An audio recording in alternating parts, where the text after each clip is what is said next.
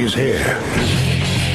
Now, broadcasting from the underground command post, deep in the bowels of a hidden bunker, somewhere under the brick and steel of a nondescript building, we've once again made contact with our leader, Mark Levin.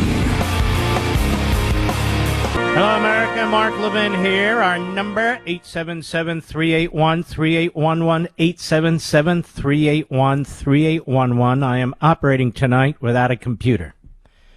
Of course, an iPhone's a computer, but that's it. My laptop has gone belly up. It's no longer a laptop, it's a belly up top. And we'll see what we can do with this overnight and tomorrow.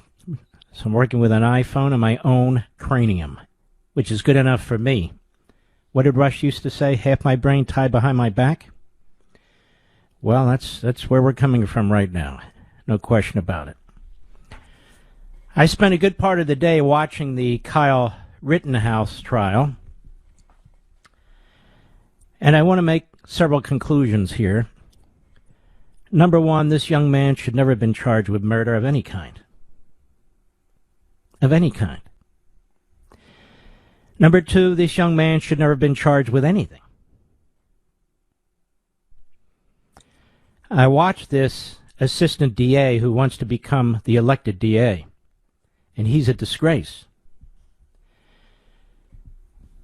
These charges were leveled against Rittenhouse within 36 or 48 hours of the events.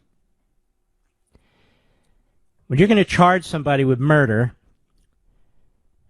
you need to have a little bit more time to go through the facts, particularly in this case, where even if you didn't have all the facts, you knew there was the potential for a reasonable self-defense argument. And that's why you take your time. But this is what the mob has done in this country. People are being charged, and they're being charged quickly when they shouldn't be charged quickly, and in some cases shouldn't be charged at all. Kyle Rittenhouse shot 3 people. The first 2 died, and the second had his right bicep shot and really turned into dust.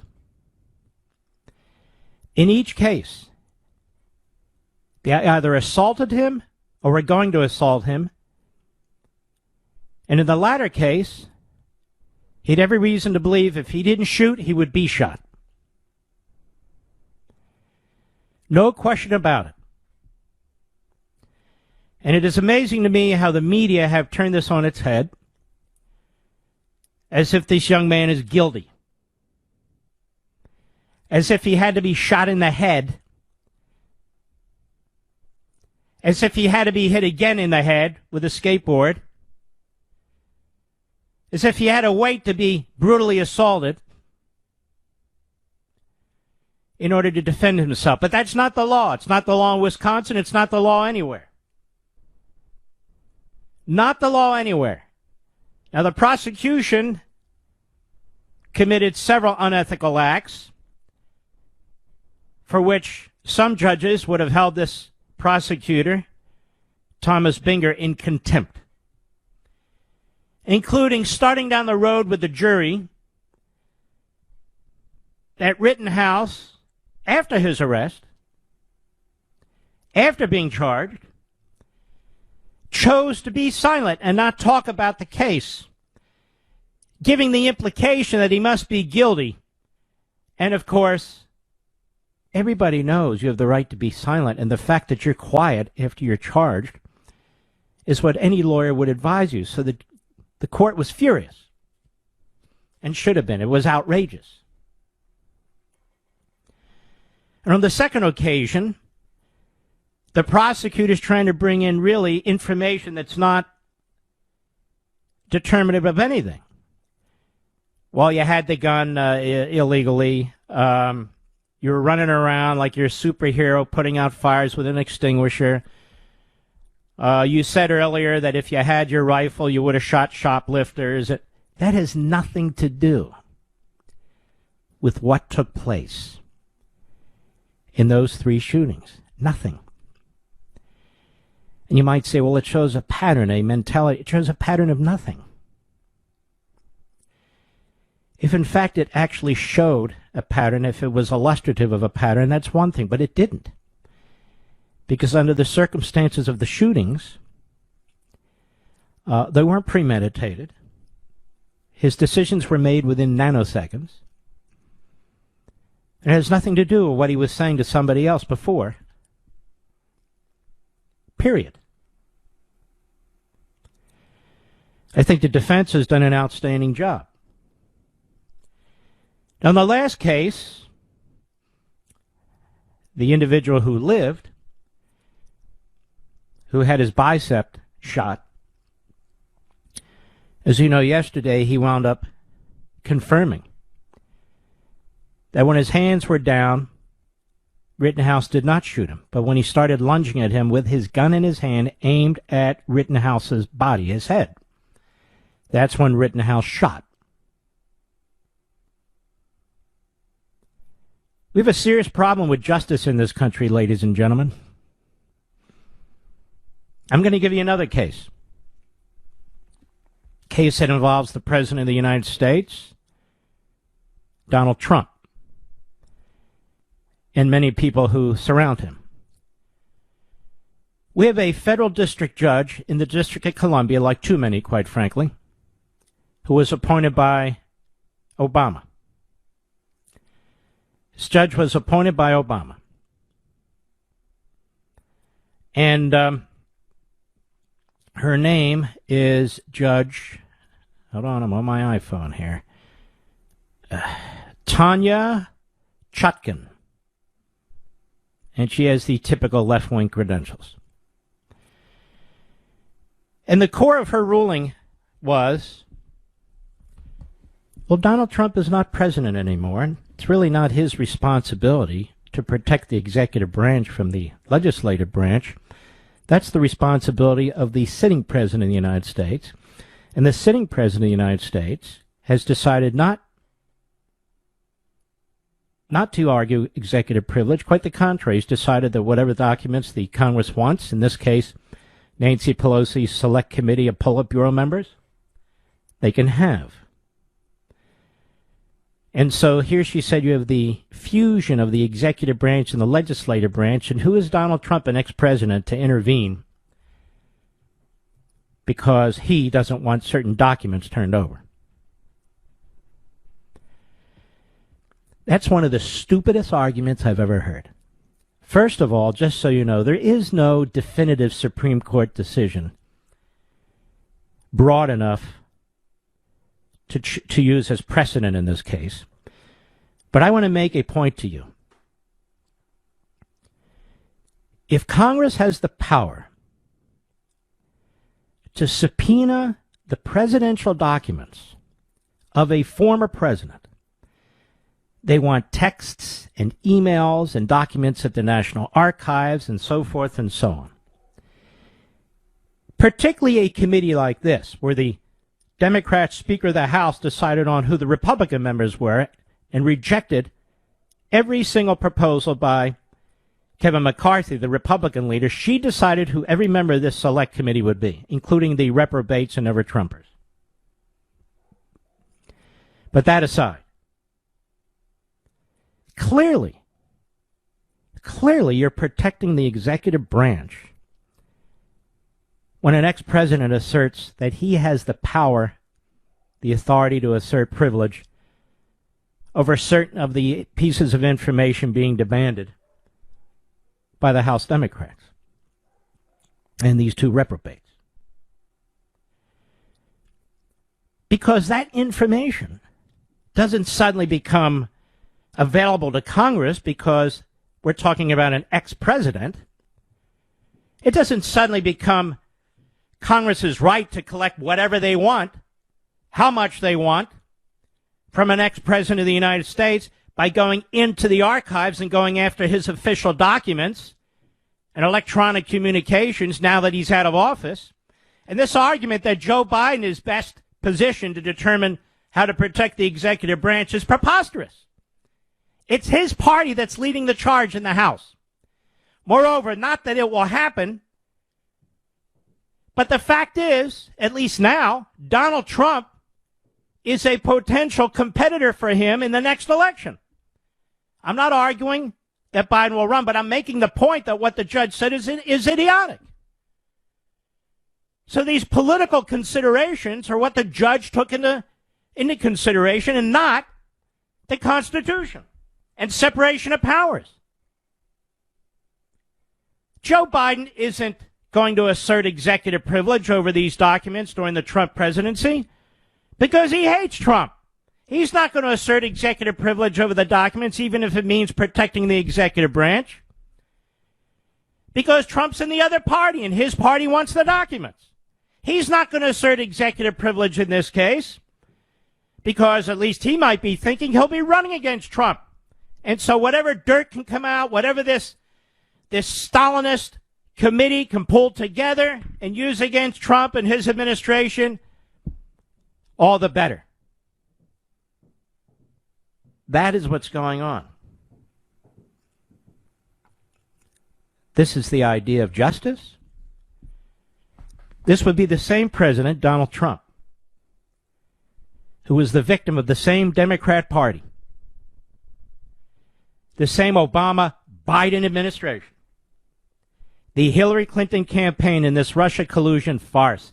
It is the greatest fraud ever committed against the American people politically, ever. And the Democrat Party joined forces. The Democrat Party joined forces with the FBI, intelligence agencies, and even the Russians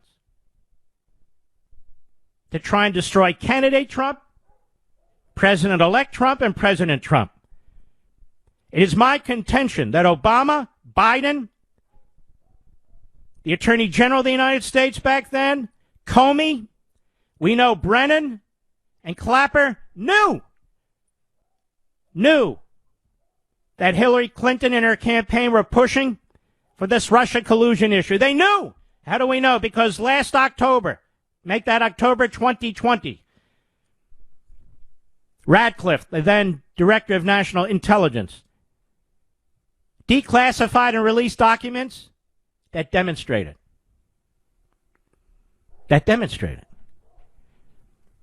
So you had the Obama administration, Obama-Biden, the Hillary Clinton campaign, the FBI, the intel agencies, and of course our corrupt media, colluding, conspiring to do what? To destroy candidate Trump and then to destroy Trump. And they never stopped. They were unrelenting. We had a criminal investigation triggered as a result of what Hillary Clinton and the Democrats did. And not a single syllable in this Steele dossier was factual. Their single source was this Russian expat, an analyst at the left-wing pro-Clinton Brookings Institute. That was the source. Everything else was a lie, and yet Comey, knowing it was a lie, that's my contention, goes, meets with Trump before he's sworn in, meets with Trump, and basically shows him what he has, effectively blackmailing him, threatening him. And you wonder why Trump was furious? You wonder why he tweeted? You wonder why he fought back? There's no reason to wonder anymore. So when you hear people like Chris Christie at the Reagan Library or the Republican Jewish Coalition or other places trashing Trump, or the likes of some backbencher reprobate Republican, a Bushy, a Cheney, or any of the others, now you know where their heads are. By the way, isn't it amazing that you don't hear much from these never-Trumpers now that the entire Russia collusion farce and fraud is collapsing? You notice you don't hear them apologizing. You don't hear them saying anything. Same with the American media. The liars, the propagandists. And they're not returning any Pulitzer Prizes either, I notice. I'll be right back. Mark Levin.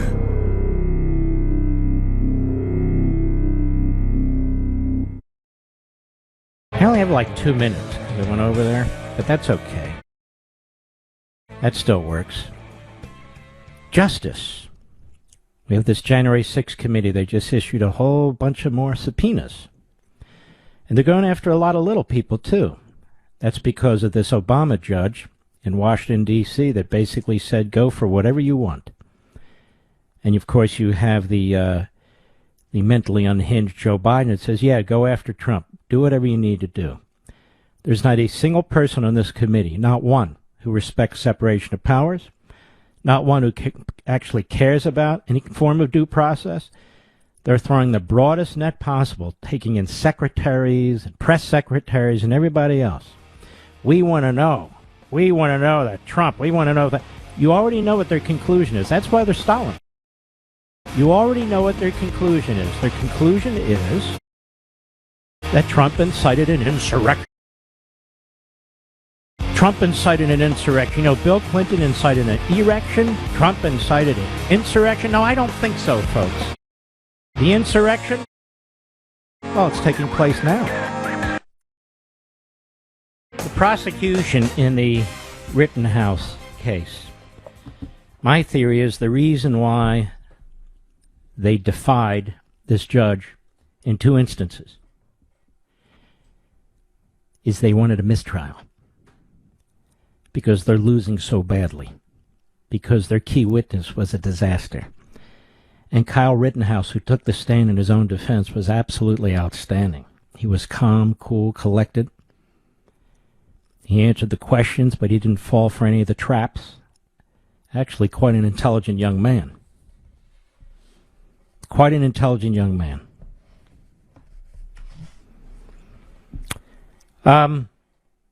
As I look through the horizon of issues out there, look at the different websites and so forth, this is what talk show hosts do.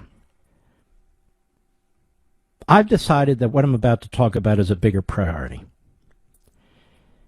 It's a bigger priority than repetition on radio and TV, that's for sure.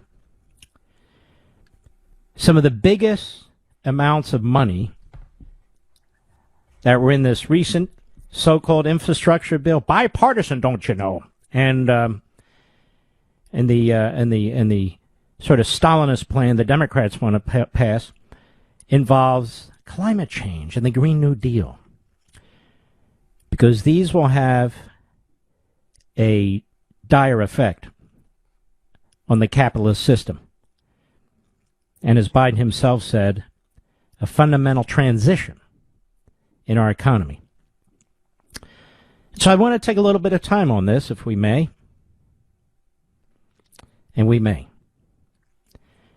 The so-called environmental movement of the 1970s, 143 American Marxism, has devolved into another avenue to attack American constitutional republicanism and, of course, capitalism. From clean air and clean water to global cooling, warming, and climate change, the goal of many of the leading intellectuals behind this effort has been the introduction of Marxist thinking and objectives through the guise of environmentalism, as the Green New Deal, which promotes economic regression, radical egalitarianism, and autocratic rule. But the movement has expanded well beyond that to include virtually every programmatic and agenda-driven goal of the American Marxism movement, which has been embraced to one degree or another by the Democratic Party, among others. The environmental movement has developed numerous areas of overlap with other Marxist-centric ideologies and movements, such as critical race theory, via environmental justice, which declares the existence of environmental racism targeting minority communities.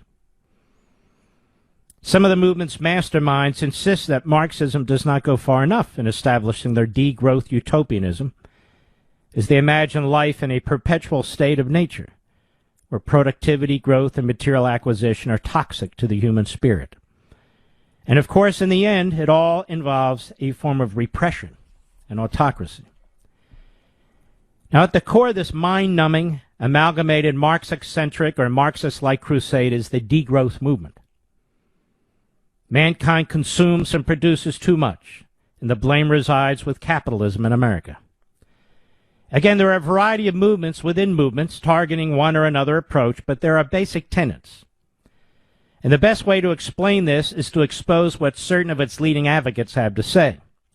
In their essay, What is Degrowth? From an activist slogan to a social movement, leading degrowthers Federico De Mario, Francois Schneider, Filka Sukalova, and Joan Martin Allier write that, and I quote, degrowth was launched in the beginning of the 21st century as a project of voluntary societal shrinking of production and consumption aimed at social and ecological sustainability. I want you to think about this as you consider the shutting down of pipelines, the upending of what was an energy-independent nation, our country, and these various attacks on growth in this country, because this is what it is. It's a degrowth movement. It quickly became a slogan against economic growth and developed into a social movement. Now, these four authors are advocates for this, by the way. Unlike sustainable development, which is a concept based on false consensus, degrowth does not aspire to be adopted as a common goal by the United Nations, the Organization for Economic Cooperation and Development, or the European Commission. The idea of socially sustainable degrowth, or simply degrowth, they write, was born as a proposal for radical change. The contemporary context of neoliberal capitalism appears as a post-political condition, meaning a political formation that forecloses the political and prevents the politicization of particular demands. Within this context, they write, degrowth is an attempt to repoliticize the debate on much-needed socio-ecological transformation, affirming dissidence with the current world representations and search for alternative ones. In other words, reject what is, the status quo. Degrowth challenges the ideas of green growth or green economy and the associated belief in economic growth as a desirable path in political agendas. Now, as a footnote, ladies and gentlemen, even Marx wanted economic growth. Even Karl Marx wanted economic growth, but he was focused on labor and distribution. But degrowth is even more radical, but it is part of this Marxist movement. Degrowth is not just an economic concept, they write. It is a frame constituted by a large array of concerns and goals, strategies, and actions. As a result, degrowth has now become a confluence point where streams of critical ideas and political action converge. This is what is in this radical Marxist package that the Democrat Party wants to pass. And then I point out, hence the goal is to reverse the massive economic progress resulting from, among other things, the Industrial Revolution, which created a huge, vibrant middle class and infinite technological, scientific, and medical advances that have overwhelmingly improved the human condition. Now, this quartet of authors continues, and these are professors. Degrowth has evolved into an interpretive frame for a social movement, understood as the mechanism through which actors engage in a collective action. For instance, anti-car and anti-advertising activists, cyclists, and pedestrian rights campaigners, partisans of organic agriculture, critics of urban sprawl, and promoters of solar energy and local currencies have started seeing degrowth as an appropriate common representative frame for their worldview, and they have. Anti-car. Think about what's going on in our country today. Anti-car. Pedestrian rights. Urban sprawl. Solar energy, so forth. Now, the social movement envisioned by these utopians would drag America into a regressive, impoverished society with widespread economic and social dislocation. That is, a pre-industrialized environment where progress comes to an end, and for that is the goal. Anti-car, which is anti-mobility. Anti-advertising, which is anti-speech. Anti-modern agriculture, which is anti-abundant food. Anti-fossil fuel, which is anti-abundant energy, etc. And I write, one wonders what if scientific and medical advances, how would they be developed and broadly applied for the benefit of the general population? Like Marxism generally, this movement is based on theories and abstractions that, when forcibly applied to the real world, particularly in a widely successful and advanced society like ours, have a result that is disastrous for the population. And you're starting to see it now. The experience shows that for those among them who are famous, wealthy, and or powerful, they will continue to luxuriate in a lifestyle created by capitalism.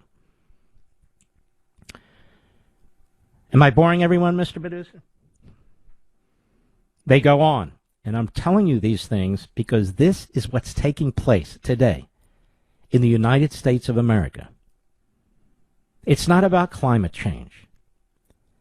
It's not about managing growth. It is anti-growth, degrowth, anti-capitalism.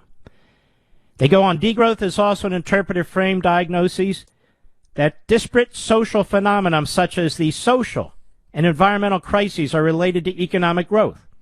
Degrowth actors are thus signifying agents engaged in the production of alternative and contentious meanings which differ from the ones defended by the mainstream. In other words, it's anti-capitalism.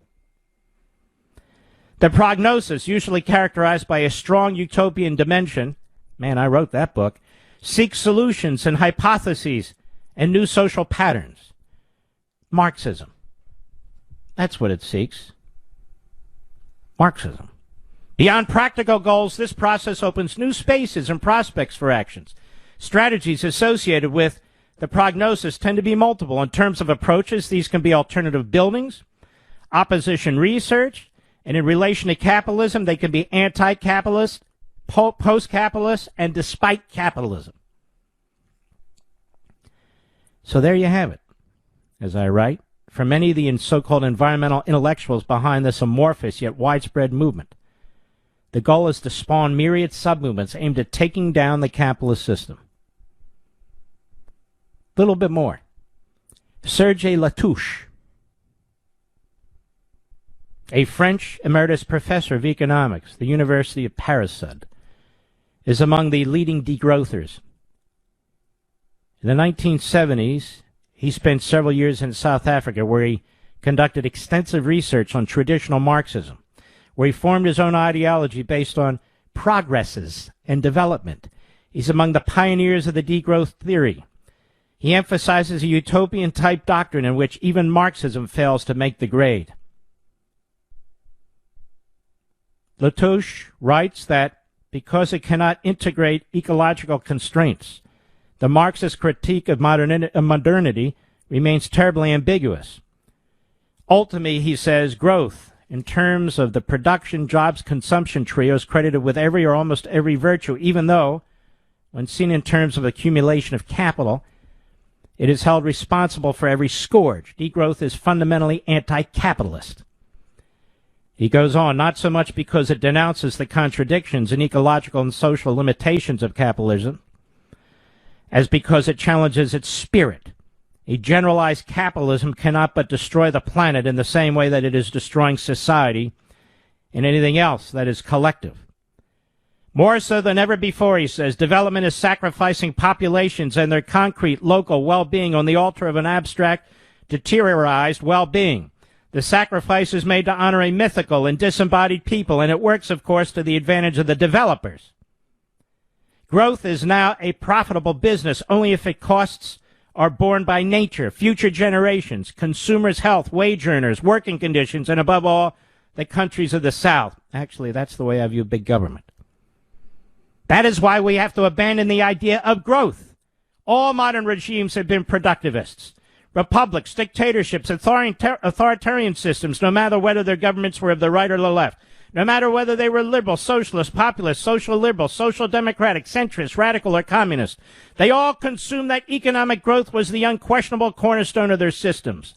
The change of direction that is needed is not one that can be resolved merely by an election that brings in a new government or votes in a new majority. What is needed is much more radical, a cultural revolution, nothing more, nothing less, that reestablishes politics on a new basis. The degrowth project is therefore a utopia, or in other words, a source of hope and dreams. And it goes on and on and on. What I've been saying from day one. This is why the Stalinists within the American Marxist movement, that is the Democrat Party on the Hill, they don't care about elections. They don't even care if they lose. If they can have 1 or 2 or 4 good years to institute and enshrine forever their ideology, that's a victory. That's a huge victory. So they don't care what happened in Virginia, or New Jersey, or New York, or Colorado, or Texas, or Pennsylvania, or Kansas. It doesn't matter to them. This is a degrowth movement. And as a result, what are you seeing? These degrowth movements result in big growth for centralized government in the police state. Redistribution of taxes, redistribution of wealth, redistribution through regulation, through law, through edict. That is what's taking place here, ladies and gentlemen. That's what's in this bill. That's what's in this bill. A disaster. I'll be right back. Mark Levin.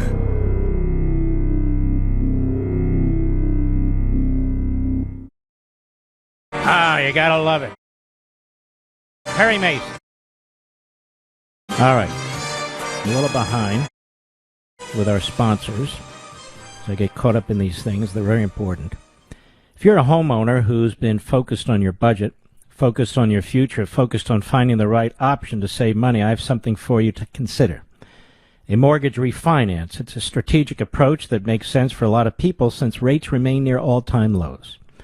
Making it a great time to call American Financing. Learn about custom loans that can save you up to $1,000 a month. That's right, a month. Because they do more than just lower your rate. They look at your entire financial picture. Finding every way to help you save, no pressure, no obligation, no upfront or hidden fees. So why not learn more? You'll get a free mortgage review, and you may skip 2 payments if you choose to move forward. Pre-qualify for free at 888-900-1828, 888-900-1828, or visit AmericanFinancing.net. American Financing, NMLS 182334, www.nmlsconsumeraccess.org. And by the way, American history and civics education is at a turning point. And are we going to allow bureaucrats and lobbyists choose what school children are taught, or will we teach the whole truth? My friends at Hillsdale College argue for teaching the truth. They made the Hillsdale 1776 curriculum downloadable for free at levinforhillsdale.com. That's Levin for Hillsdale.com, available not only to teachers but also to citizens just like you to share with other concerned Americans, including your family.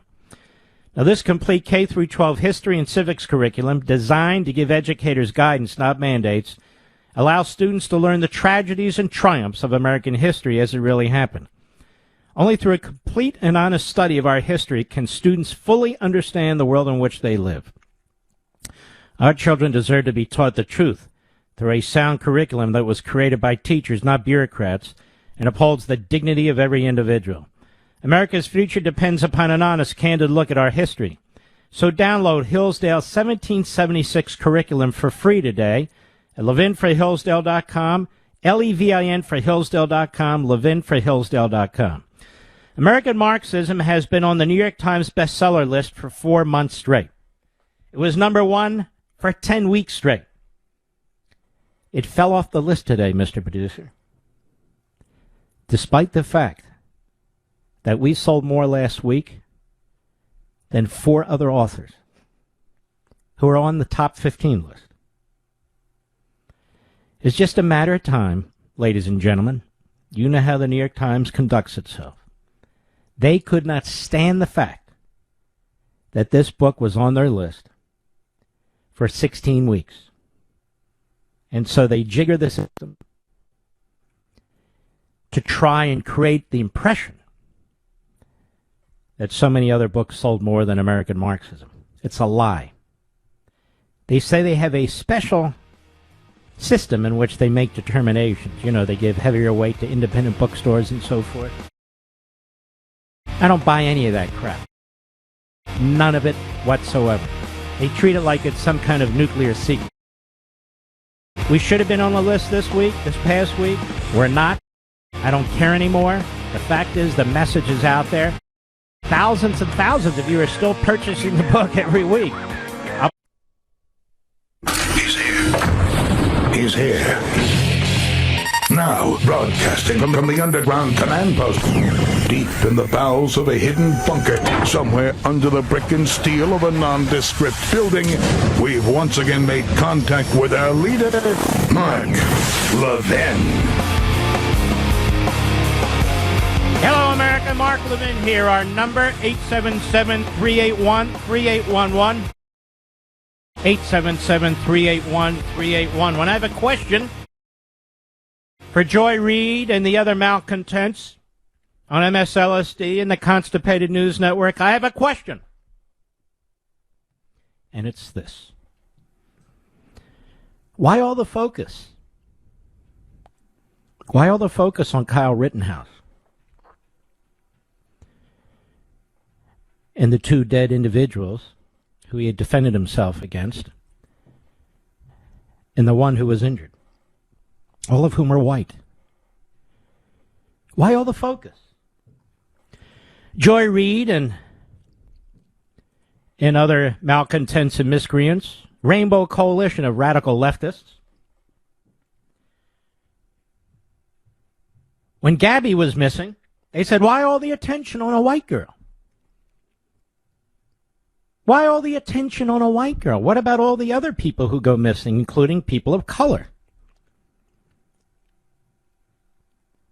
So why all the attention on Kyle Rittenhouse? Slaughter takes place in this country every night, particularly on the weekends, especially on our inner cities. It is a horrific fact. Black on black crime. It is horrific. Those are the statistics. And in Chicago, 50 people were shot last weekend. Did you know that, Mr. Producer? 50. 50. Like it's a war zone in Afghanistan or Iraq or something like 50 people were shot. And most of them were black. And you hear almost nothing. So why all the focus on Kyle Rittenhouse, America? Why all the focus on Kyle Rittenhouse, CNN and MSNBC and Joy Reid?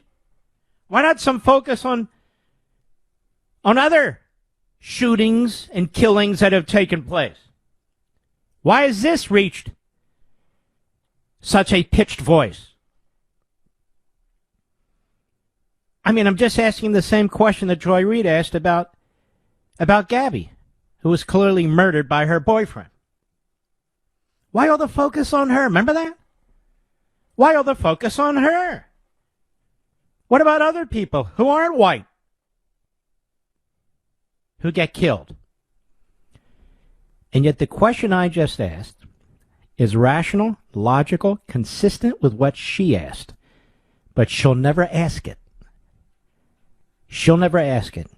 Neither will MED, Michael Eric Dyson. Neither will Johnny Capehart or Cape Fear. Neither will the Morning Schmo and Mrs. Schmo and all the other schmoes over at MSLSD. They won't ask that question. Why not? This prosecutor did not have a case against Kyle Rittenhouse. And yet even today, the media want to see this kid in the electric chair. The Morning Schmo and Mrs. Schmo and the clowns they bring on who do their imitation of yes, yes, yes. Just agree with the hosts. What was that guy's name with Johnny Carson? My mind, I don't know what's happened to me. Everybody in their cars are yelling at me. It's, what was his sidekick? Do you know, Rich? Do you remember? Google it real fast. I'll remember it. He was actually a good guy. I can't Google it because my computer's not working. Yes, Ed McMahon. Thank you. Ed McMahon. They're all sort of Ed McMahons, except he had integrity and ethics. So why all the focus on Kyle Rittenhouse? Huh? How come nobody's complaining about these outrageous charges that were leveled against him within 36 or 48 hours of the events? Huh? How come? How come? Joy, can you answer that? MED, Madman, can you answer that? How about you, Johnny Capehart? Morning Schmo, Schnazola. The boy on the bridge from Deliverance, the Morning Schmo and Mrs. Schmo. Can you answer that? Course not. And the conga line of frauds, freaks, and phonies on these cable networks. Of course they can't answer it. And, of course, they'll never be consistent either. That's the nature of bigotry, ladies and gentlemen. That's the nature of bigots. What's this called here? Americans for Tax Reform put out quite a important piece. 50-state list of top tax rates under this Democrat bill that the Democrats want to pass. If the Democrats' tax and spend reconciliation bill is enacted, the average top tax rate on personal income would rise to 57.4%. Be the highest in the industrialized world. Is that what we want? To destroy business and competition and job creation and wealth creation? Is that what we want? And why would we punish ourselves so thoroughly so as to make us uncompetitive with the rest of the world? I mean, just think about the insanity that we're dealing with here. The combined federal and state top marginal income tax rates for each state under the Democrat bill, prepared by the Tax Foundation website, by the way. Here are the rates. New York, 66.2%. California, 64.7%. New Jersey, 63.2%. Hawaii, 62.4%. Washington, D.C., 62.2%. Oregon, 62%. Minnesota, 61.3%. Larry Hogan, Republican governor of state Maryland, he wants to be president, this clown, 60.4%. Vermont, 60.2%. Now, in Kansas, they massively increased the income tax under a Democrat governor. It would be 59.6% in Kansas. Delaware, 59.3%. So let's stop there for a moment. 1, 2, 3, 4, 5, 6, 7, 8, 9, 10, 11, 12. So 11. The 11 top states, 10 are Democrat, 1 has a Democrat governor who rammed this through. Then we have Kasich, who was the governor of Delaware for some time. The governor of Ohio for some time, 59.1%. Wisconsin, 59.1%. Mitch McConnell's Kentucky, 58.9%. Iowa, 58.6%. Susan Collins's Maine, 58.6%. Connecticut, 58.4%. South Carolina, 58.4%. Pennsylvania, 58.3%. Montana, 58.2%. Nebraska, that's where Sass is from. Sass. You know the 3 letters in between that name, right? In the middle of that name, Mr. Producer? Nebraska, 58.2%. Michigan, 58.1%. Idaho, 57.9%. Illinois, 57.9%. West Virginia, 57.9%. But wait, there's more.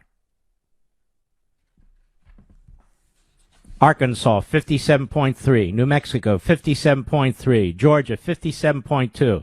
Virginia, 57.2%. That's why I'm going to get the hell out of here. North Carolina, 56.7%. Alabama, 56.4%. Massachusetts, 56.4%. Mississippi, 56.4%. New Hampshire, 56.4%. Utah, 56.4%. Oklahoma, 56.2%. Colorado, 56%. Arizona, 55.9%, almost done. Louisiana, 55%. North Dakota, 54.3%. Hey, Alaska, 51.4%. Florida, 51.4%. Nevada, 51.4%. South Dakota, 51.4%. Tennessee, 51.4%. The ones that I'm mentioning that are 51.4% do not have a state income tax. Wyoming, Washington State, Texas, Tennessee, South Dakota, Nevada, Florida, and Alaska do not have a state income tax. They would be 51.4%. Now, this is on the top rate. So many people, what's that top rate? What's it have to do with me? Everything. Everything. These people make money, they spend money, they create things, they invest in things. And if you want to attract capital and keep it in the United States and attract it from other people who are wealthy in other countries and bring it into the United States, you have lower tax rates. You have less regulations. You do exactly the opposite of what the American Marxists want us to do. This is a disaster, an unparalleled disaster that's right there on the horizon staring us in the face. I'll be right back. Mark Levin.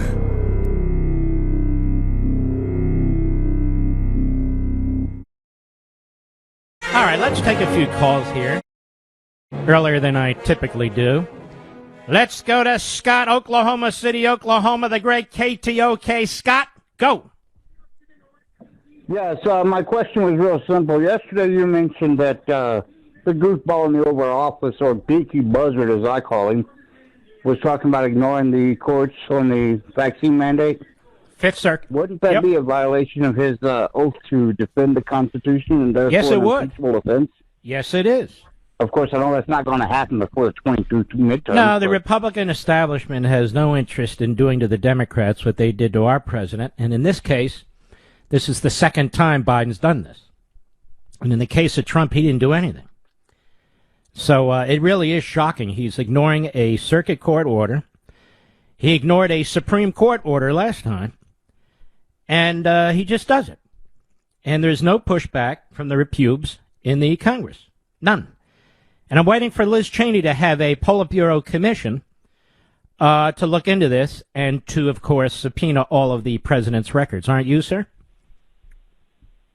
Oh, we know that's not going to happen, so, waiting for that's like trying to hold your breath. Exactly. And that only lasts so long.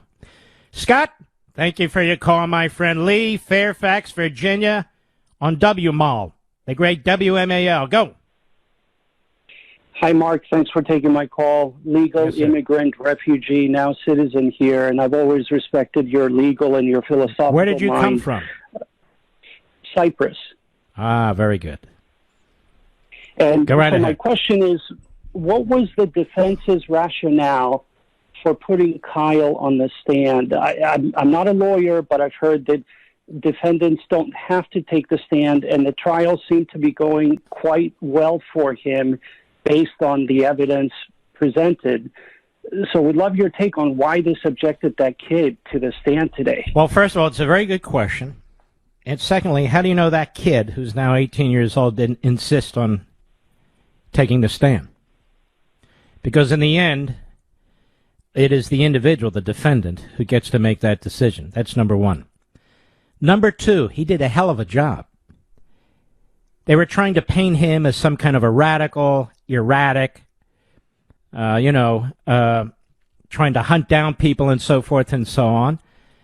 And he demonstrated, I think, as I watched it, that he's none of those things. And also, you could see the prosecution's exasperation, how I believe they took two tacks to try and get a mistrial because of how lousy they had done. And if you actually listen to Kyle Rittenhouse when he talks about the actual events that took place, each one, it's clearly a self-defense case.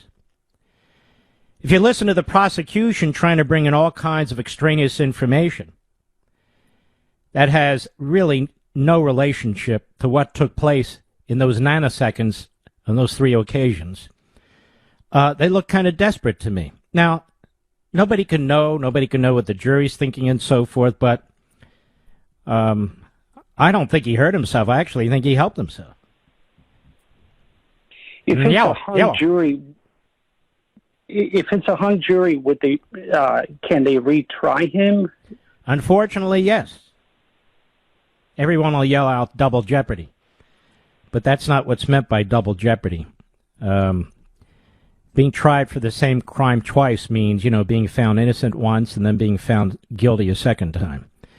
So if it's a hung jury, you treat it like it starts all over again. You could, but I think that would be pretty damn outrageous because they really don't have a case against Kyle Rittenhouse. Now, if you watch MSLSD or the Constipated News Network or read the New York Slimes or the Washington Compost, you'll think that Rittenhouse, of course, is guilty. But then again, you would also think that Hitler wasn't exterminating Jews, if you read the New York Times. You would have thought that Castro was a great freedom fighter and a small D Democrat. And you would have thought Stalin was a swell guy. He wasn't starving the Ukrainians in 1932. They were just having a bad harvest. And, of course, if you watched any of the media over the course of the last several years, you would think that Donald Trump was part of this big Russia collusion effort. And you would have been listening for 3.5, 4 years as people are getting Pulitzer Prizes and writing books. And now they've humiliated themselves. So let's keep that in mind, too. Thank you for your call, my friend. Excellent call. I'm trying to look something up here very, very quickly. Yes, we have Wisconsin right now. They have these 8 bombshell moments torpedoed the state's Rittenhouse case. Written by Jessica McBride and Jim. Well, Jim, you know how to pronounce your name. I can't. Had a lot of dramatic moments, but these are the 8 bombshells, they say, that sank the state's case. And they go through them. In each case, they demolish the state's most serious charges: first-degree reckless homicide in the death of Joseph Rosenbaum, first-degree intentional homicide in the death of Anthony Huber, and attempted first-degree intentional homicide in the wounding of Gage Grosskreutz. For good measure, they also torpedoed the first-degree recklessly endangering charges against Daily Caller video editor Richie McGinnis and the unidentified man known in court as Jump Kick.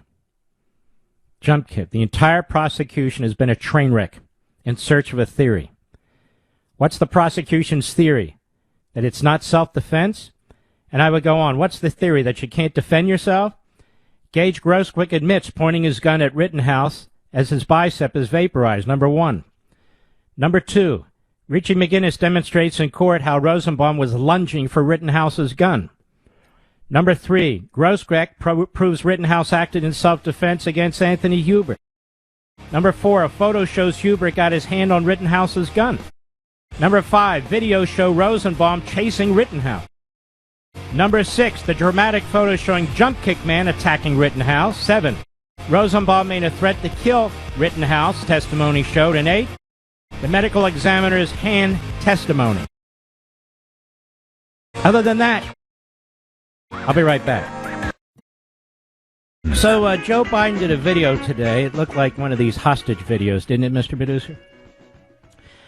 And he said he fixed the supply chain months ago, ladies and gentlemen. He fixed the supply chain months ago. And I'm thinking, you know what? Son of a gun is right. The supply chain for the drug cartels pushing their poison into America. He fixed that supply chain for the drug cartels.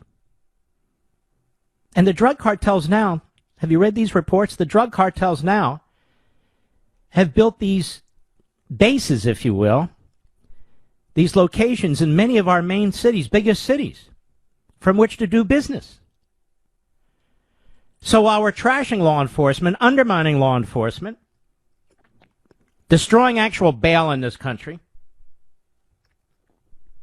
we're going to have more to deal with here because the drug cartel supply chain now is working like never before. Very smooth. They have lots on their shelves. Product is everywhere. Killing Americans, maiming Americans. Now, when it comes to the capitalist supply chain, there are now 111 freighters with God knows how many thousands of those big, whatever you call them, boxes and so forth on these freighters. 111. It's going backwards. There are labor issues, there are environmental issues in California. Newsom's been missing for 12 days, but, you know, he survived the recall, so he figures he's king. He'll do whatever the hell he wants. And I might add, whereas Florida, free Florida, as the lowest rate of coronavirus infections, California's now is double Florida. That is, the rate has doubled Florida. And they have these very repressive sort of East German, North Korean policies in place. And by the way, what is Newsom going to do once the climate change really kicks in, Mr. Producer, in America, the Green New Deal? Where is he going to get the oil for his hair? You can't do that to your hair with solar power. You can't do that to your hair with electricity. Quite the opposite. Where is he going to get all that little dabble do ya? Where is he going to get that petroleum cream to rub in his hair like that? Where the flies and the mosquitoes and the gnats get stuck. Have you ever thought of that? Of course not. That's why I'm here. You know, dealing with car repairs can feel like a lose-lose situation. You lose your money and you lose your time. If you don't have the right coverage, just one repair could bleed you dry. That's why there's CarShield. They can help you save more time and money than ever before. It is a big win-win. Taking care of a covered repair with CarShield's administrators is super easy. They handle the paperwork and expensive payments so you don't have to. No hassles, no headaches. And thanks to their protection plan, you don't have to worry about expensive repairs. And you get to choose the mechanic to do the work on your vehicle. CarShield's administrators take care of all the rest. It's like they're your own personal team of auto repair problem solvers. CarShield is a win-win. They help you get back on track when you're in a pinch, and you're not on the hook to pay thousands of dollars. You should get coverage today. Get coverage before you take your drives over the holidays, Thanksgiving coming up. Do it now. See why CarShield cars go farther. Visit carshield.com/Levin to save 10%. That's carshield.com/LEVIN. A deductible may apply. Now, ladies and gentlemen, I've been telling you about American Marxism for some time now. And Biden has more Marxists in his administration than I think even Obama did, other than himself, of course, than I think Obama did. And I'm going to prove this to you. There is an individual called Salih Amarova, if that is her name. Sali Amarova. That's a she, by the way. And she's a nominee for the office of the Controller of the Currency. The Controller of the Currency. During a social wealth seminar in March of this year, a social wealth seminar, here's what she had to say about oil, coal, and the gas industries. Cut 2, go. For certain troubled industries and firms that are in transitioning. And here what I'm thinking about is primarily coal industry and oil and gas industry. A lot of the smaller players in that industry are going to probably go bankrupt in short order. At least we want them to go bankrupt if we want to tackle climate change, right? Oh, yes, absolutely right. Yes, we want them to go bankrupt, put people out of work, drive up the cost of energy. Oh, yes. Hey, what a genius. So why would Biden... I'm asking Democrats who consider themselves mainstream, maybe Clinton Democrats, whatever. Look at the people he wants to appoint to these positions. I talked about the Federal Communications Commission yesterday. I talked about the Federal Communications Industry yesterday, Commission, where Biden has selected one of the most radical Marxists imaginable. who wants to control the content of the Fox News channel, who wants to control the content of Newsmax, who wants to control the content of OAN, who wants to destroy conservative talk radio. It's 2-2 right now in the FCC. She would be number 3. She'd be in charge as the most radical among them. And that's the agenda they want to push. And they just hired a staffer, ladies and gentlemen, who worked at the FCC under Obama, who is so radical, such a kook, that even Google kicked her ass out of that company. So where does she wind up? In the Biden administration. This is what we're getting. And we're going to be watching very, very, very, very carefully the Republicans in the Senate and a few of the Democrats, because these so-called mainstream Democrats, you know, we got two in Virginia, 2 lousy, no-good leftists who pretend they're moderates all the time, but they vote down the line Marxism. Particularly, and they're both freakish, by the way. Mark Warner. Mark Warner has a nervous issue there with his whole face. It contorts constantly. And then we have Tim Kaine. But the eyebrow that's totally out of control. Looks like he has, a worm over his eye. Just go, hop, hop, hello, hop, hop. You can't even understand what he's saying. You're staring at his eyebrow. Try it. One of them is perfectly still, and the other one keeps popping up and down. Anyway. But don't you know they're moderates? They want to work across the aisle, bipartisan. No, they're not. None of them are. They all vote right down the line with Schmucky Chucky Schumer, right down the line. And by the way, speaking of oil, you see the cornrows that Schumer plugged into his forehead about 20 years ago. He thought that what Joe Biden had done to his forehead looked so cool. So they both have the cornrow plugs in their foreheads. But Schumer, heavy-duty oil. As I used to say, we could build a pipeline to Schumer's hair and solve our energy problems. We could. That guy, with his davening, with the hair, with all the rest of it, really relatively grotesque, I would say. All right, let's see here. Let us take a few more calls here. Oh, yes. Jim, Huntsville, Alabama, XM Satellite. How are you, Jim? Fine, sir. Mr. Levin, I appreciate you taking my call. Second of all, I would like to wish a happy Veterans Day to all the veterans out there tomorrow. Very well said. And, of course, today is the birthday of the United States Marine Corps. That is correct. Born in Philadelphia, I might say. Outstanding, outstanding. I take you as the constitutional educator, and I listen to you 3 hours every night. Mm-hmm. And the one question that I have, because I asked a few of my friends if it's time to... I will give you the advice I always give to people for free, including family members. Wear a neck brace. Anyway, go right ahead. Okay, so I appreciate it. Well, anyways, I was just wondering what the process is, because I've asked a few friends, and I've read your Liberty Amendments, and I think it's an outstanding book. Thank you. And I was just wondering what it would take to start a convention of states. What is the process for a citizen to go through the states? Who do we need to call and stuff like that to activate it? Well, first of all, we have 15 states that have voted for a convention of states, and you need 34. We have 15 states really without a lot of money. We have a wonderful organization called Convention of States, and I would encourage you to go on the Internet, plug in those terms, and then work with those folks. They have local and state chapters, and it is an outstanding organization. And that's how a citizen can get involved in it. As you know, I'm a big believer in this. You read Liberty Amendments, and it's something we should never give up on. So I believe in the Convention of States.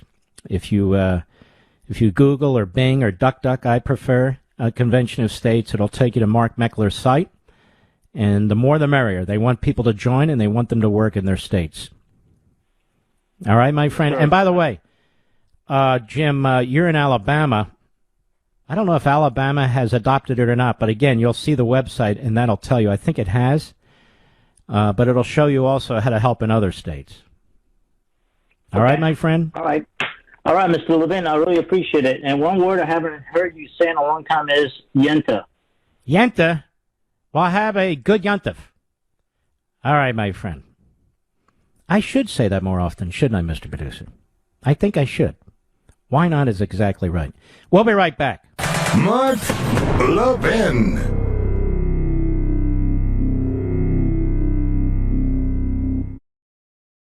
To quote the great Marvin, we're moving and grooving here. Moving and grooving, Mr. Producer. Did you know that? The great Marvin. He's a host on the Gem Shopping Network. And I have to say, those hosts are great. Every darn one of them. They are great. And that wheel going round and round, man, if you need some sleep, Rich, I'm telling you what. But it's also fun to watch. It's fun to watch. I like watching it. What can I tell you?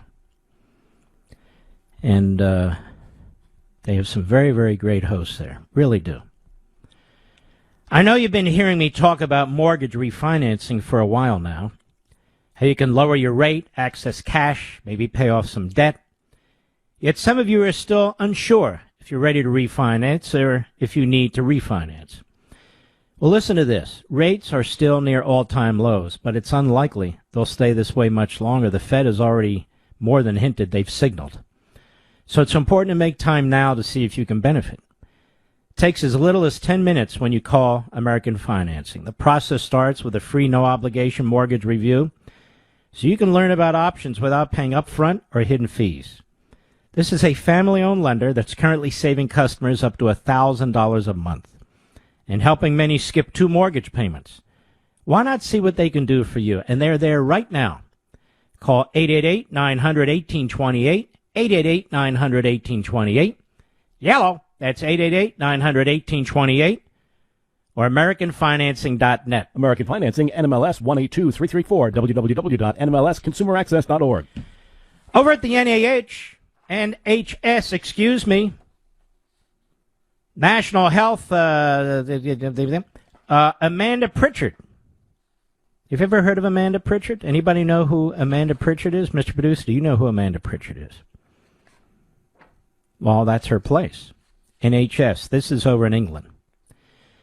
National Health Service. NHS boss Amanda Pritchard is accused of abusing COVID statistics for claiming 14 times as many infected patients were in hospital compared to last year, even though the true toll is lower than 2020. And this is an issue that's being raised in our own country. In our own country, NHS England's chief executive was accused of abusing those statistics during a round of interviews this morning. She made the comments as she urged people to come forward for their booster vaccines and warned the health service was under very real pressure. I want to talk about this Aaron Rodgers thing briefly. May I do that? I don't know Aaron Rodgers. I've never talked to Aaron Rodgers. Yellow, I've never met Aaron Rodgers. He is a fantastic quarterback. So again, what do I know? I'm not a special pleader. But why don't you get the hell off his back? Get off his back. Well, he lied, says Terry Bradshaw. Well, he lied. He shouldn't have lied. He hurt the leg. He hurt the leg. Oh, no, let me tell you something. The leg is beyond repair. The leg hurt itself with Kaepernick and all the other anti-Americans taking a knee. That's right, I said it. The leg has hurt itself.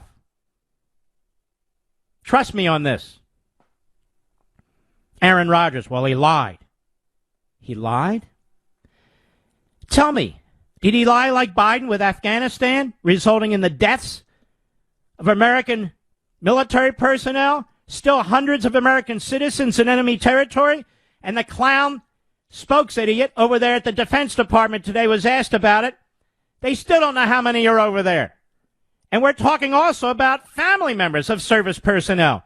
And what about the Afghan patriots who fought side by side with us? Aaron Rodgers didn't do that. Aaron Rodgers didn't lie about the southern border being closed when it's open and everybody can come in, including rapists and perverts, child molesters. Everybody can come in. Come on in. Drug cartels, kidnappers, coyotes. Come on in. Who's doing that? Aaron Rodgers? No, I don't think Aaron Rodgers is doing that. Do you, Mr. Producer? No, I don't. Who wants to destroy separation of powers, our constitutional system, right at the core? I think it's the Democrat Party, and I don't think Aaron Rodgers is doing that. Do you, America?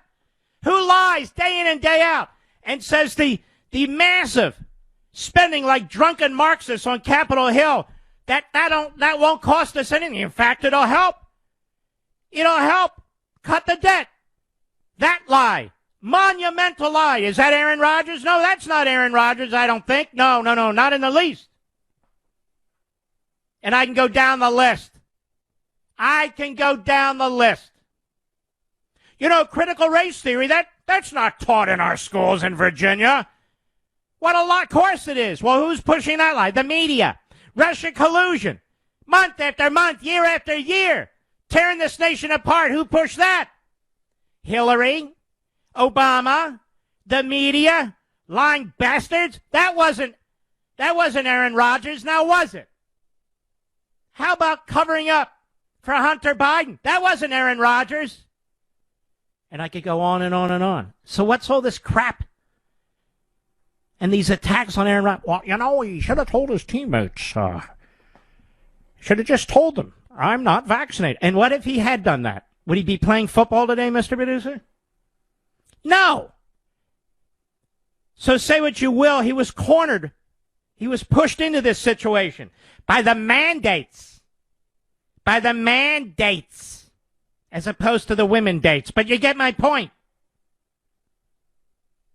And I assure you he's not alone. There's people all over this country working in the federal bureaucracy, federal contractors, state government, city government, working in the private sector, whose livelihoods are on the line.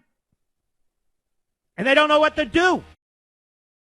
They don't know what to do. So don't be so quick to pass judgment on Aaron Rodgers. And how about Fauci? He lies for a living. Biden, liar. Schumer, liar. Pelosi, liar, liar, liar. And they affect our lives directly. I'll be right back. He's here. Now, broadcasting from the underground command post, deep in the bowels of a hidden bunker, somewhere under the brick and steel of a nondescript building, we've once again made contact with our leader, Mark Levin.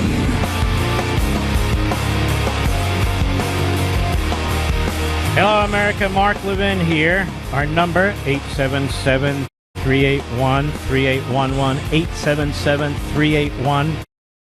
877-381-3811. How many hosts can do a quality, substantive, entertaining, intriguing radio program with their own brain and an iPhone, Mr. Producer? Seriously. Other than Rush. Me. Which is exactly what I'm doing right now. They have to have stacks and piles of stuff, and computers are on. I'm doing this without any such technology. But there are issues that I consider, crucially important, related to today's events as well as other events. And so these are the things that I want to discuss with you. But before I do, we've got some great audio that Mr. Producer has put together. We have, let's see here. Pelosi, is she still in this climate change thing? We have Buttigieg. God, is he an idiot? About civil rights violations with respect to bridges and so forth. Just crazy, in my humble opinion. We have Jeffrey Toobin on CNN today on the Rittenhouse case. Anybody want to hear what he has to say? I do. And apparently he's saying it with his pants on this time. Cut 16, go. He has no license. He has no training. He thinks he's going to scrub graffiti off with his AR-15. What an idiot. One event had nothing to do with the other. He didn't think he was going to scrub graffiti with his AR-15. You're such a clown. You're not even a good legal analyst. You're a bad legal analyst. Go ahead. Stupidity of this. It's like, what could possibly go wrong? Well, a lot went wrong. The good news for Kyle Rittenhouse is that he's not on trial for being an idiot. Why don't you shut the hell up, you loser? You pantsless buffoon.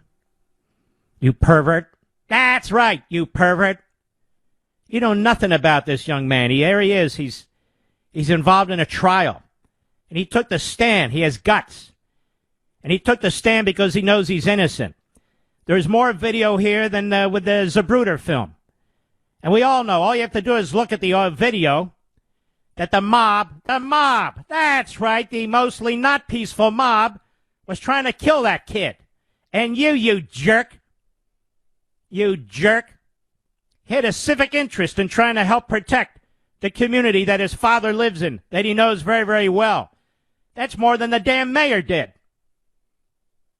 That's more than the damn governor did. You jerks at CNN, you sit on your fat asses when you're not sexually harassing somebody or you don't have your pants on. That's why you have no ratings, you moron. This isn't a legal analysis. It's the analysis of a dummy. Bit my tongue. And it was no fun. Speaking of, Liz Cheney at New Hampshire free speech event today. She's obsessed with Donald Trump. I'm starting to think she's romantically obsessed, because who conducts themselves this way, Mr. Producer? Liz Cheney. The world's going to hell. The communist Chinese are on the move. The Iranians are getting nuclear warheads. Russia is on the move. We have wide open borders, inflation through this year, and she's making friends with the Democrats who are trying to destroy Donald Trump and all his supporters. Because she's going to get to the bottom of January 6th. Not the Department of Justice, not the FBI. No, Liz Cheney. She's going to get to the bottom of it. With that whole lineup of reprobates, malcontents, and miscreants. You see that crowd? Adam Schiff. You wouldn't catch me in the same building with Adam Schiff. But this was an insurrection, don't you know? This was an insurrection. How do we know? Because they keep repeating the word. Like they're parrots. Cut 17, go. We are also confronting a domestic threat that we've never faced before. A former president who's attempting to unravel the foundations of our constitutional republic. No, he's not, you idiot. No, he's not. Some people said that about your father and his boss. GWB. Go ahead. Aided by political leaders who have made themselves willing hostages to this dangerous... And you know what? This woman shouldn't be on this committee. She has no intention of doing any fact-finding whatsoever. She's quite the Stalinist. That's right, I said it. She is quite the Stalinist. Hey, look, he's overthrowing the Constitution and everything. She doesn't believe in due process. She doesn't believe in any of that. That's the irony. You know, he's dangerous. He's overthrowing the Constitution, and the political leaders who are supporting him, just shameless, just unbelievable. What about Russia collusion and all the rest of it? She don't want to hear a damn thing. Not a damn thing. Go ahead. Rational man. Just last night, former President Trump was invited by House Republican leaders to Why do you care about last night? What does that have to do? You see, ladies and gentlemen, she's proving it. She's impeaching herself. I don't mean not constitutionally. I mean in this sort of a judicial sense. She's impeaching herself.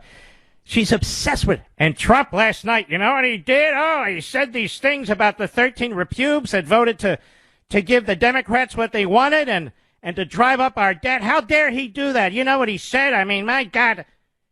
Hey, moron. And yes, you've now become an official moron. All this stuff swirling around this country, and this is your focus.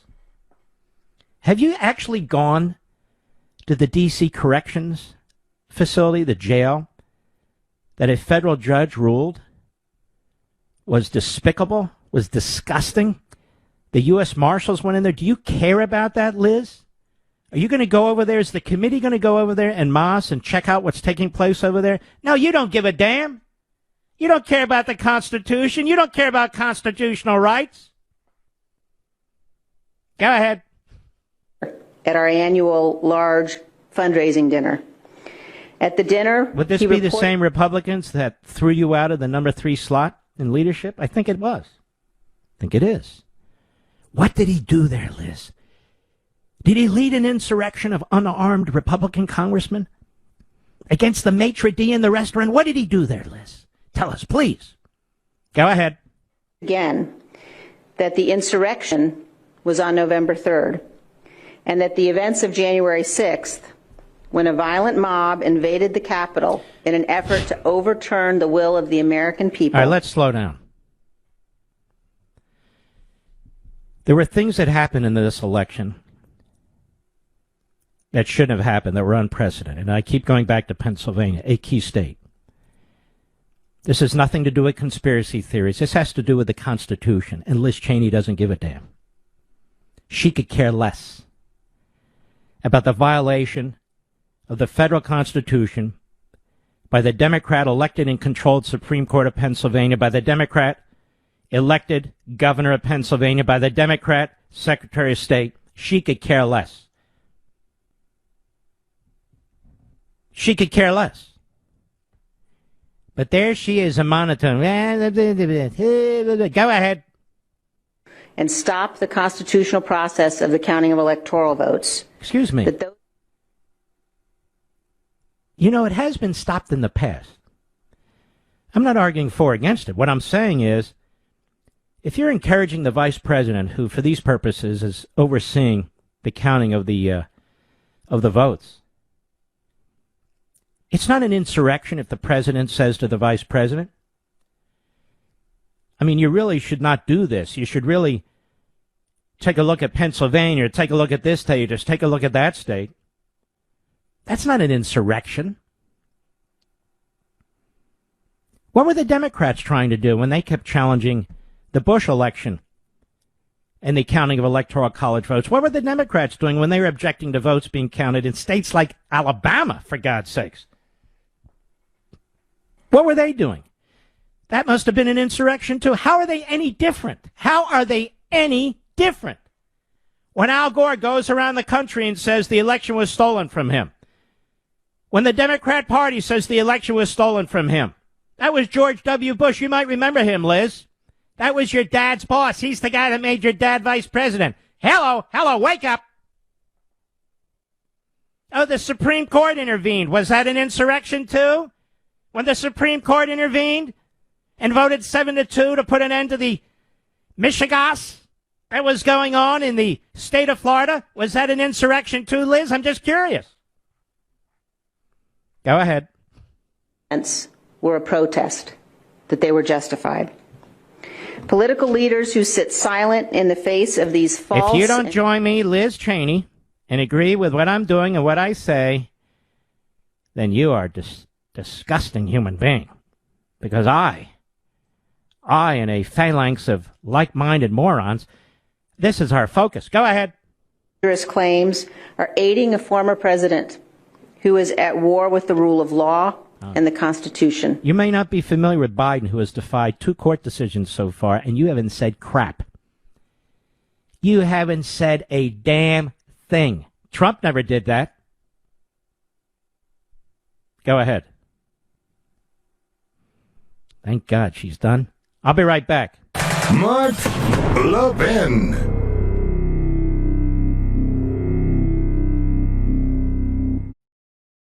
All right. Hakeem Jeffries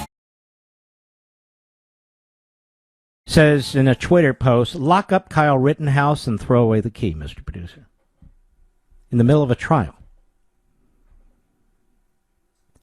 Hakeem Jeffries is what I call a dumbass. Can I say that? I think I will. Hakeem Jeffries is a dumbass. But he exposes the Marxism within the Democrat Party, because that's how it works. and in this case, the Stalinism. And I notice that word's being used more and more on this platform. That's a good thing. People are learning.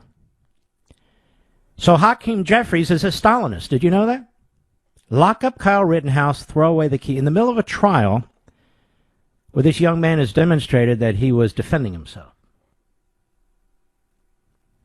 So how come, Hakeem? How come you're a Stalinist? So many of you are in the Democrat Party. But don't worry, Liz Cheney is focused elsewhere. Liz Cheney is focused elsewhere, much like Chris Christie. I can't think of a single thing Chris Christie has done or did as governor that was important or profound or lasting, other than raid the refrigerator in the cafeteria there at the governor's quarters, I suppose. But here's our man, the Cape Majorca, at the Republican Jewish Coalition meeting on Saturday. That's where I was, but I didn't waste my time sitting in to listening. But boy, were people pissed off at him. They go into these forums as guests, and then they have to make a scene, because that's how Chris Christie got all the attention, even though he gave the most boring, predictable, lackluster speech. Hey, everybody, I'm Chris Christie. Pretty much that's it. Cut 18, go. For all people who say they're supporters of President Trump, the line begins behind me. No, it doesn't. First of all, nobody can see the line behind you, with all due respect. And I would just say this. There's no way I would ever line up behind you. You get my drift? Now, that said, no, it doesn't begin with you. You line up behind me. You've been taking shots at this man left and right. Left and right. Go ahead. I started that, but let me tell you something else. Yeah, what? We can no longer talk about the past and the past elections. No. Only with Russia collusion, right? Only with 2000 in the Supreme Court. Only the Democrats can talk about the past. Folks, if we don't fix this election process, we can't win the presidency. That's the problem. Mark Elias, hundreds of millions of in dark money contributions. You see, Chris Christie is moronic. He doesn't even know any of this. He doesn't even care. He's playing for the media. You know, he sees Liz Cheney getting all this attention. He wants the attention. He's used to it. And then Kasich is coming up. He's trying to get attention. And go, wait a minute. I'm Chris Christie. Line up behind me. And all kinds of things have taken place that are taking place here. Billionaires and millionaires, dark money into this Mark Elias campaign. But Chris doesn't care, ladies and gentlemen. No. Go ahead. No matter. He did not get a lot of applause. Really. It was a spattering of applause. That's it. Go ahead. On that issue, no matter where you stand, it is over. And every minute that we spend talking about 2020, while we're wasting time doing that, Joe Biden, Kamala Harris... Didn't he just spend like 5 minutes doing that, Mr. Producer? Hey, fella. What? You're the one talked about it there. Nobody else spoke a word about it. Nobody. Except Chris Christie. Double C. More like quadruple Z. Go ahead. And Chuck Schumer are laying ruin to this country. We better focus on that and take our eyes off the rearview mirror and start looking through the windshield again. Oh, okay. Nobody's doing that, are they, America? Nobody's doing that. Everybody's doing that, as a matter of fact. Everybody. So I'm not sure what he's talking about, but it would have been nice if he goes up and hammers the crap out of Biden and Kamala Harris and Schumer, Liz Cheney, and so forth and so on. People who have never backed this man, undermined him from day one. It would have been nice if he was going to talk about it, got up there and talked about what the Democrats did in 2016 with Russia collusion, with the FBI, what they did, Obama, and all the... But no. What Hillary Clinton did? No. It's an attack on Trump.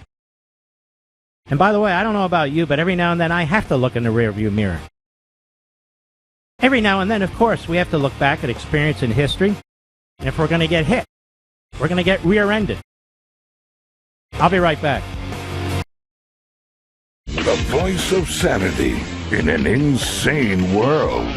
The Mark Levin Show. Call in now at 877-381-3811. I'm getting there. Give me a second. Hello. I have to pull this up on my iPhone. Here we go.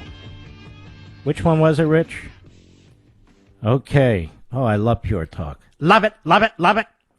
$800 a year. That's how much the average family is putting back in their pocket every year by ditching Verizon, AT&T, or T-Mobile and switching to Pure Talk. You get the same great coverage on the same great 5G network as one of the big guys for about half the cost. So there's no reason to wait any longer and burn your money. Pure Talk's U.S.-based customer service is fantastic, and they can help you make the switch. They're an American company led by a patriotic vet. Keep your number, keep your phone if you wish, or you can get Pure Talk's Black Friday pricing on phones like the iPhone 12, just $479. Unlimited talk, text, and 6 gigs of data, just $30 a month. And listen, with their 30-day risk-free guarantee, you literally have nothing to lose. Nothing. Nothing. From your cell phone, dial pound 250 and say Mark Levin, and you'll save 50% off your first month and save on a new phone. That's pound 250, say Mark Levin, pound 250, say Mark Levin. Pure Talk is simply smarter wireless. Some restrictions apply. The Biden administration, of course, they're big believers in civil liberties. And so we have this piece from Adam Credo over at the Free Beacon, an outstanding site. Biden administration amassing millions of records on U.S. gun owners amid new crackdowns on firearms.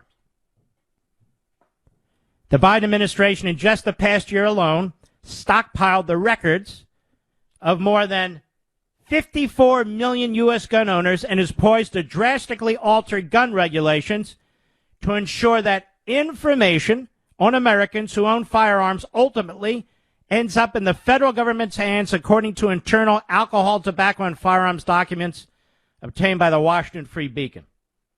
This is one damn nefarious administration. It is as nefarious as it gets. The ATF in fiscal year 2021 processed 54.7 million out-of-business records, according to an internal ADF document obtained by the Gun Owners of America, a firearms advocacy group, and provided exclusively to the Free Beacon.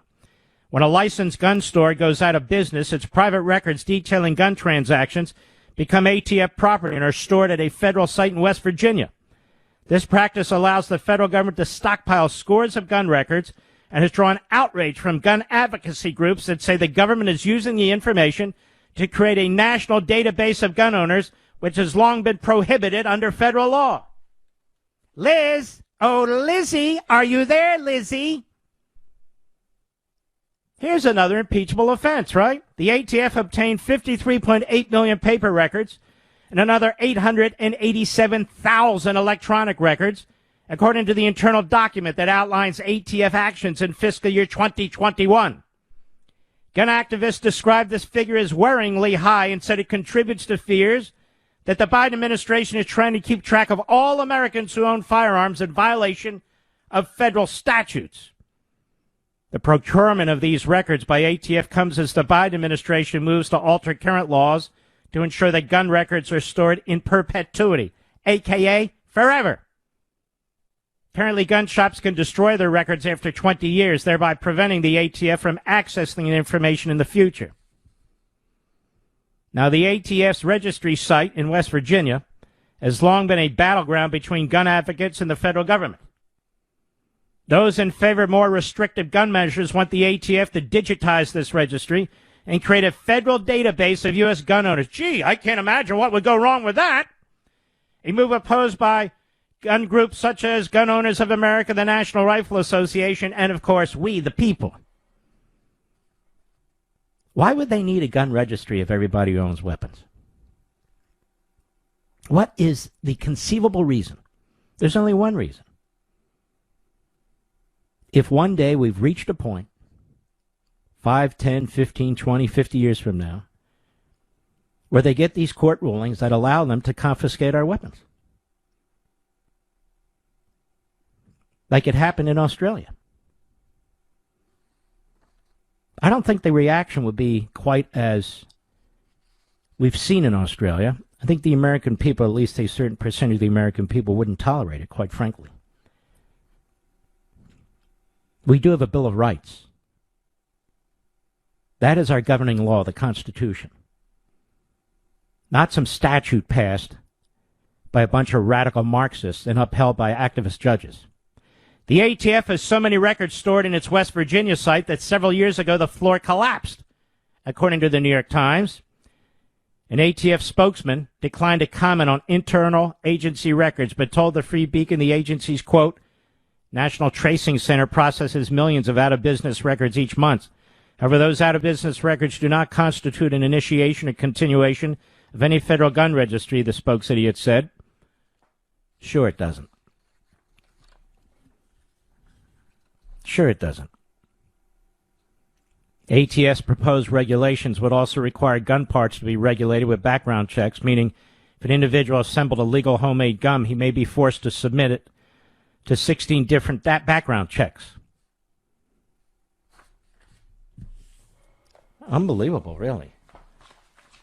Unbelievable what's going on in this country, if you ask me. I mean, we have open borders, drug cartels, we've got armed gangs murdering each other, all this sort of stuff going on. And but it's the law-abiding, tax-paying citizen who is always targeted by these people. Always. You know, enough is enough, as far as I'm concerned. Enough is enough. All right, let's take a couple callers here. Alex, Omaha, Nebraska, XM Satellite, a trucker. How are you, sir? Good. How are you doing tonight? Very well, thank you. Taking my call. Thank you. Doing a great job on that cell phone. Just quickly, so the Kyle Rittenhouse case. Yeah. This prosecutor, what he's doing is more like he's putting the gun on trial. Every time they talk about a rifle, he's talking about an AR-15. Mm-hmm. Yeah, because he knows that is a that triggers, so to speak, the left. Oh, an AR-15? I have an AR-15. It's a very matter-of-fact rifle. Nothing particularly special about it at all. No, and he's also putting on trial. I mean, Kyle Rittenhouse is doing a great job, but he's also making self-defense look like it's murder the whole time. Every time he talks about it, it's like he's bringing it up like it's murder. Well, here's what he's trying to do. He's trying to build a logic stream, which is really quite outrageous, which is he was 17. He had his friend buy the rifle for him because he couldn't buy it. He interprets Wisconsin law as not allowing him to use the rifle. I've talked to some people who know Wisconsin law who say actually the statute's very ambiguous, very convoluted, well, whatever it is. And he wants to take it from there. You could listen to how he's trying to tell the story and how he's trying to weave all this together. And so he goes into this community and he thinks he's Superman. He wants to put out fires. He wants to help medical people rather than people with medical assistance rather than call 911. And then he's talking about shooting shoplifters, and then there he is showing up in a town that's not his, although it's his father's, and he's quite familiar with it, and he's been there a lot. And there he is walking in a crowd that he knows is hostile, looking for trouble. And what did he expect people to do when he's walking around with an AR-15 rifle? How did he expect them to react? Now, none of that has anything to do with his completely reasonable, more than reasonable actions to defend himself against would-be killers. People who wanted to kill him, or at least he certainly thought so. And we know a number of these groups, that's what they do. And one of these guys is a convicted rapist and so forth. You know, they never tell us, who are these three people exactly? The guy that got shot in the bicep, it was said, well, you're a member of a communist group. No, I'm not, but he gave a speech to a communist group. I mean, these are real big-time revolutionaries. And then I heard the prosecutor say, I mean, what damage can a skateboard do? A skateboard? I mean, a skateboard's like a bat for all intents and purposes. You can kill somebody with a skateboard. You can kill somebody with a soup spoon. Now, he was hit in the head twice. He was knocked down. People are charging at him. All hell is breaking loose. Not because of him, because of them. So he's defending himself. And if this isn't self-defense, there is no such thing as self-defense. All right, Alex, final words? Final word is, I hope he gets off, and I hope they don't pursue this any further. That's my final word. I agree 100%. And the fact that this was even charged like this is outrageous. Within 36 or 48 hours of these events, the prosecution, that's district attorney's office, didn't even have all the facts, but they charged him anyway. And that's what happens with mob justice. Mob justice isn't just at all. And when I say mob justice, I don't just mean in the streets. I mean in these media newsrooms. That's where the real mob is and the real mobsters. All right, Alex, thank you for your call, my friend. Let us continue. Jeff, Webster, Iowa, another trucker. Yes, sir. On the supply chain. Jeff, Go right ahead. Yes, sir. Yeah, Mark. This court case in Wisconsin, I'll tell you, if them jerks hadn't have been out there tearing crap up, they wouldn't have got shot in the first place. That's true, too. How come nobody brings that up? Except you. The Liz Cheneys and Chris Christie's of the world, they're just trying to make themselves relevant because nobody gives a crap about them anymore. And Chris Christie couldn't get elected New Jersey governor again if his life depended on it. No, and Liz Cheney might as well float down a river somewhere because in a raft, of course, in a raft. To her. Yes. Well, yeah, that'd be fine. Well, the reason I called was this man-made shortage of stuff going on, and mainly coming out of California with all these containers and ships sitting. Mm-hmm. You know, I'm not sure if it's taken place yet, but it is coming down the line. The governor of California has outlawed trucks older than 2011, and you cannot be an owner-operator and operate in California anymore. This is very, very important. We had another trucker call. We talked about this a few weeks ago, that you cannot own these older trucks, and they're not that old, but they're extraordinarily expensive, as you know. And you're right, owner-operators cannot cannot do their jobs in the state of California. No. And so it's union. And nobody talks about it but me and you and other truckers. Go ahead. Yeah. Well, okay. So these foreign nationals that are driving trucks, in the first place, you're supposed to read and speak English to be able to get a license. That's not the case, except for the Americans have to do that. Well, that would mean Joe Biden could never be a trucker. He can't read and he can't speak. Go right ahead. Well, there you go. So they're wanting to put more of them in all the time, and this actually happened to me a while back. I got rode up on an inspection just a little bit in Iowa, and it didn't cost me any money, but it was a few points against my safety record for the wrong wording on the side of my truck.